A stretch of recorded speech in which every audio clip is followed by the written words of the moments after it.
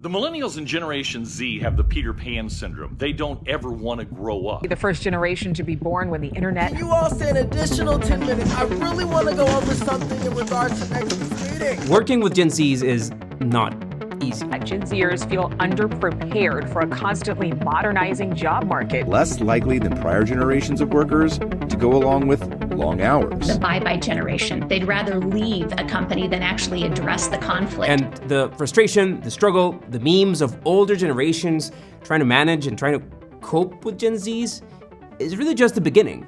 All of this comes from just the handful of Gen Zs old enough to work today. But they're 30% of the population and will become 30% of the workforce in just a couple of years. Us millennials trying to manage them, we often forget how much Gen Xers and baby boomers hated us. We were the lazy and the entitled. We were the ones that quit their jobs really easily, right? So why does every generation struggle so much to deal with the next one? And how true is it that millennials work less or that Gen Zs are even worse?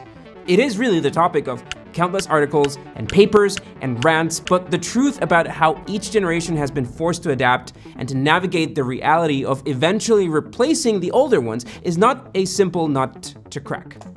But let's give it a shot.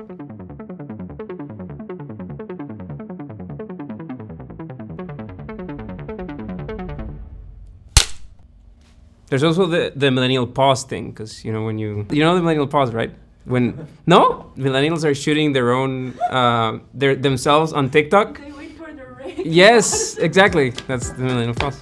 Tell me that you're a millennial without telling me that you're a millennial. You're gonna see in just a minute just how hard us millennials have had to work to accomplish anything. But that actually brings me to our sponsor for today, which is Akiflow. I actually signed up for Akiflow before they offered to be a sponsor of one of our videos, mostly because my calendar was getting a bit out of hand. And the magic of Akiflow is that you just simply drag and drop your daily tasks into your calendar and it'll automatically block that time for you. So you can capture any task anywhere with the Akiflow command bar to stay on top of your day on your phone or your computer. Really the magic of it is that Akiflow can centralize over 2,000 apps, including Gmail and Google Meet and Slack and ClickUp. So it's just a matter of dragging your ClickUp task literally into your calendar. I'm also a sucker for keyword shortcuts, and Akiflow is perfect for that. Super easy to use, simple commands that help you organize your days and weeks. And the cool thing is that Akiflow goes way beyond just the app side of it. There's a huge community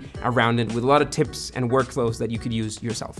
You can join the thousands of professionals that are using Akiflow to improve their productivity and then discover why Akiflow is already being an unfair advantage for them at work. Just click the link in the description for more information. Let's get back to millennials. Gen Z, Millennials, Gen X, and Boomers. Can they all work together happily? Okay, so let's get the first thing out of the way. Where does this generation split come from? Time for a little timeline of the 20th century history.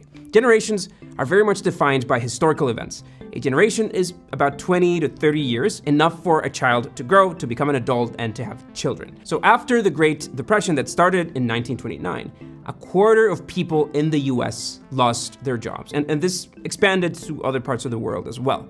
People lost savings and houses and often had barely enough to eat. So the babies born during this time grew up in this really harsh environment. Then World War II started in 1939, which made things even worse. So these kids, they grew up to be hardworking, disciplined, and respectful of authority. This wasn't a moment to question anything or to have big opinions.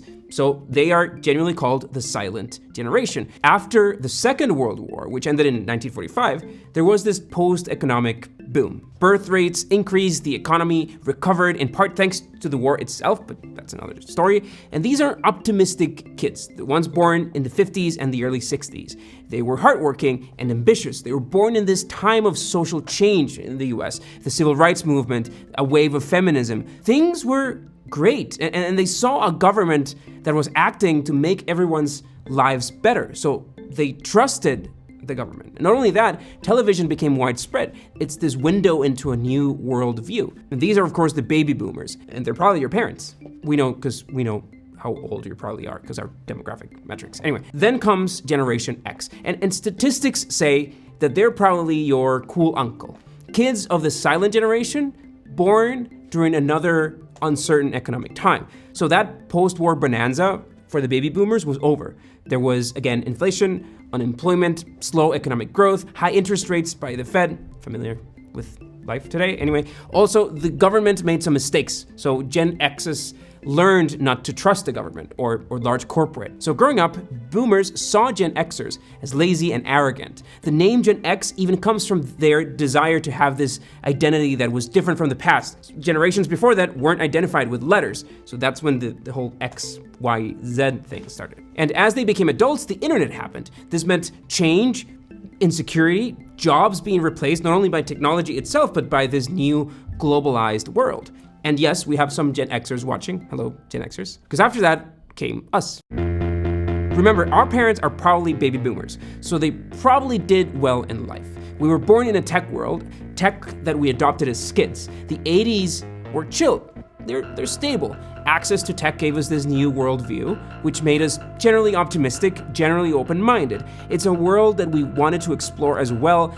And then, of course, we fathered social media. We had a cool childhood, but we were slapped in the face as we were coming of age. This could be the most serious recession in decades. Can't look at it after you buy it. It's so horrible. We've had an 8-day losing streak in the Dow. Traders say this is the craziest day they have ever seen in these markets. The 2008 crisis not only left thousands of people without a home or without a job, it made entire world economies tank. If you're a millennial, you are probably in your 20s and looking for your first job during the 2008 crisis, and suddenly it was all gone. People 25 years old and younger saw 20% unemployment rate in 2010, worse than any other generation. All our lives we had been told that we needed to invest in real estate, to own a home because it was safe, and being an adult meant owning a house, and suddenly home was this shitty investment. So millennials became of age with no jobs and no homes and no savings. This wasn't easy for the next generation either, and this is exactly the world that Gen Zs were born into. Many millennials were still in school, but some would have to deal with this massive change in education. Public universities had budget cuts, and private universities had to raise tuition. Then the US government had to save itself by saving the big banks, and education is the budget that got cut. And millions of millennials and Gen Zs saw their parents lose their jobs. For many Gen Zs, it's probably one of their earliest memories as kids. And they didn't know it back then, but the consequences of this time would mark their entire financial future. So this means, plain and simple, that after a relatively chill childhood, the first job for most millennials was during a recession. And this meant hustling. Let's look at hours per week in the US. Here's how they've changed per decade. By 2021, 83% of Americans reported working more than 40 hours a week, and 23% of them say that they would work more than 50 hours a week. And the same goes for the entire world. Here's the average work week per country, with some countries, not all of them. 40% of millennials worldwide have more than one job. In some countries, more than 50% of millennials have two jobs, usually one of them a freelance gig. So 50 hours is definitely an understatement. To many, we are no longer the millennials. We're in fact the burnout generation. Anxiety, work ethic, and even childhood. We're told that everything is great. Why don't I feel good? Last year, over half of millennials reporting having burnout, while 58% of already working Gen Zs are feeling the same.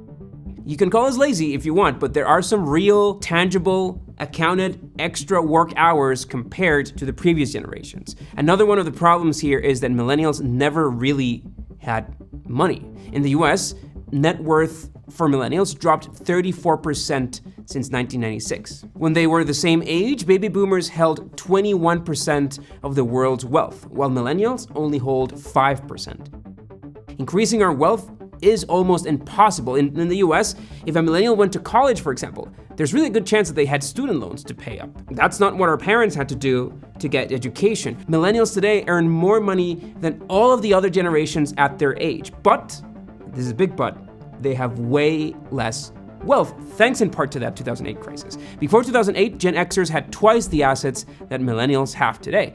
We make more money, but it's not enough. The middle class, where most grew up in, is disappearing. Yes, we millennials, we want experiences, not things. Yes, we waste a lot of money in Starbucks, but realistically, we are scared shitless of not being able to afford a mortgage. We saw this happen. We witnessed it as we came of age. 25 to 30% of millennials still live with their parents because they just can't afford a place of their own. And so, it's not entirely strange that millennials value other things, like a job that motivates them, or one that aligns with their values. There is a good chance that we millennials will continue to work our asses off for the rest of our lives. So why do people call us lazy? Everyone questions the youth. That's a fact. Dare I say, it's normal, especially when the youth wants to change things. And so Gen Xers and Boomers saw us as lazy and entitled and disloyal to tradition or without a work ethic. They may perceive us as being more interested in work-life balance than in building a career, or maybe frustrated by what they see as a lack of loyalty or commitment to their companies. Part of this struggle also comes from growing up with such different cultural norms and technologies. But here's the irony, that's how Boomers and Gen Xers were perceived by their older generations. They wanted to do things their way. It was just a different set of things that mattered to them that they managed to change. When was the last time you wore one of these to the office? Marriage? No thanks. Almost 50% of millennials have seen their parents divorced. Buying a house? Can't afford it. Job security? What job security? And now millennials have gone from employees to becoming managers and bosses, and Gen Zs are joining as well. My reality is, of course, very different, but also kind of related. I'm a startup founder. We built a team from nothing, and it's a team that up until a couple of years ago was only made up of millennials like me. And part of the motivation for this video was, well, how the hell do I motivate a Gen Z to work harder? I like to think that we don't fall into many of these problems at Slidebean, and most of our team, definitely except the founders, operate on a 40-hour work week schedule, but that's not always the case with the rest of companies. Amazon and Salesforce laying off 18,000 and 8,000 people. Google, Microsoft, they are cutting jobs. 150,000 tech workers have been laid off in 2022 alone. We're in the middle of one of the largest layoffs in the tech world in decades, but just a few months ago, things were very, very different. So when you're working 50 or more hours a week and your boss comes asking you to give 110%, well, aren't you already doing that? And it's not just about time. Young employees now need a connection. They need to feel part of the company, or otherwise they leave. Before the layoffs in tech, 70% of Gen Zs said that they wanted to change jobs within 12 months, but that changes significantly by generation. But there's one more historical event that we haven't touched on. Both Gen Zs and Millennials share an upbringing. The aftermath of 9/11, our parents struggling to make ends meet through the housing market crash. Go watch our whole video about it. But there's one more. One that not only defined us, but that will continue to define generations to come. COVID-19. 103 people died just in Hubei province alone. Deadly coronavirus officially hitting the U.S. Tonight, the governor of Washington declaring a state of emergency. There's one word that summarizes the pandemic: uncertainty. The world changed in a matter of weeks, and we all had to adapt. But Gen Zs faced an extra challenge because the moment the pandemic came in, their generation was seriously lacking in the job experience department compared to other generations at the same age. And then put yourself in their shoes for a second. You're 18, maybe 20 years old, the world's at your stage, you just got into college, and then all of a sudden, you can't go out. In the prime of your youth. Plus, the economy is bad, so if you didn't have a job before, things were looking even rougher to find one now. And we didn't know when it would end. It was years, and it took a toll on all of our mental health. The impact the pandemic inflicted on everyone is just beginning to show, but the numbers are frightening, especially for these younger generations.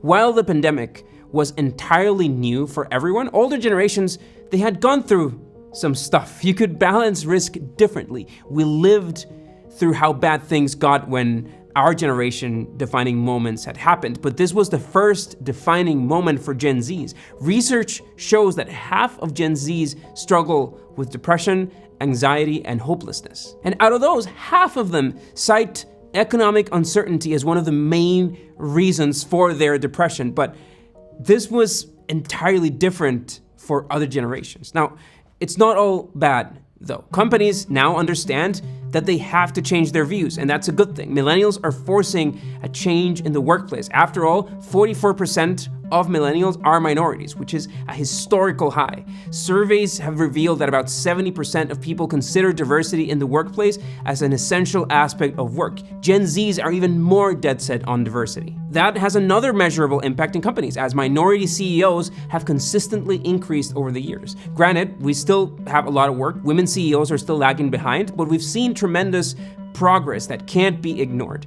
And then there's productivity. With everyone working more and more, nobody cares about 9 to 5 anymore. And if they do, well, don't. It doesn't matter. As long as you fulfill your goals, you can work whenever and wherever you want. 45% of full-time employees in the US work remotely at some point during the week. So in the end, we millennials questioned these things years ago, and now some of that has paid off. And yes, some credit to the pandemic. But of course, older generations really struggle with this change. Boomers don't like the change that we have forced, but it is kind of their fault. If you're part of the 5% of boomers in our audience, don't get mad, hear me out. Boomers come from this baby boom, this period when a lot of people had a lot of babies. That massive population would have control over a lot of decisions for the years to come. And they also inherited a country that was rich, so they're a massive generation in terms of numbers, with a lot of political power today and a lot of wealth. So they got to spend it, but not their fortune, but the future's fortune. Boomers borrowed a lot of money, a lot. Here's the GDP to debt ratio, right when the last boomers were born in 1966. And here's how debt has risen since boomers have taken hold of political and economical decisions. Boomers reduced taxes to maintain institutional upkeep. Many blame them for the sheer magnitude of the 2008 crisis, because we weren't the ones buying houses or pumping the price in this housing bubble. They also didn't care much about the environment. These are the US emissions over the years, right around when boomers were at their peak of their financial power. Emissions skyrocketed. But then look at how that has changed and evolved as more Gen Xers, for example, have begun going or being part of these decisions. This is of course combined with more awareness on climate change, but the point was that boomers believed that their ways were the right ways, but conditions have changed and everybody had to fend for themselves. Now, we live in an era of this affordability crisis, and it's only a consequence of the past. Echoing back to this chart, at the same age, boomers had 21% of the world's wealth, while millennials only hold 5%. Millennials and Gen Zs live in perpetual insecurity, even some Gen Xers as well. So they need that extra income. And then platforms allow people to use that free time, which is less and less every day, to earn a few extra bucks. And take a look at how each generation uses freelancing platforms to make extra money in the US. In India, that percentage grows to 62% of Gen Zs and 51% of millennials. And the same goes for almost every country. It's estimated that 30 to 40% of millennials and 40 to 50% of Gen Zs globally have a freelancing side gig. Entitled and narcissistic, self-interested, unfocused, lazy. Well, suddenly they had to adapt and use the tools at their disposal. And many times just to make ends meet, considering the time of crisis that we've lived through. And crises that are caused by factors that are completely outside of their control. We millennials and Gen Zs, we are working our asses off. And despite everything that we've faced, we have to keep going. The numbers are there, and yes, there are generations that break tradition, but for good reason. Honestly, we're just trying to survive an economy that hasn't been kind. It's easy to judge the young and the inexperienced, and the ones with no idea on how to fix the mistakes that previous generations made. But we don't have a lot of possibilities to do so. So that's why Gen Zs and millennials and the generations to come are looking for other ways of living. If a job doesn't offer a place where you can feel at home or safe or included, you're leaving for a better one. It shouldn't be a surprise that we now cherish work-life balance, because that kind of seems like all we have left if we're gonna spend that much time at work. 61% of millennials believe that they'll never be able to retire, a lesson that has made a dent on Gen Zs, who in Western countries, for example, have become one of the highest saving generations around. No YouTube video or self-help book or financial advice will change who we are and what we do with our money. We are defined by the world we grew up in, which is defined by the generations that came before us. We are stuck here. We're stuck struggling for that work-life balance. We're stuck in a planet that we're still too young to leave, but that will not be around if we keep destroying it at this pace. The best we can do is be better than our parents at making it easier for the generations coming after us. Thanks a lot for watching.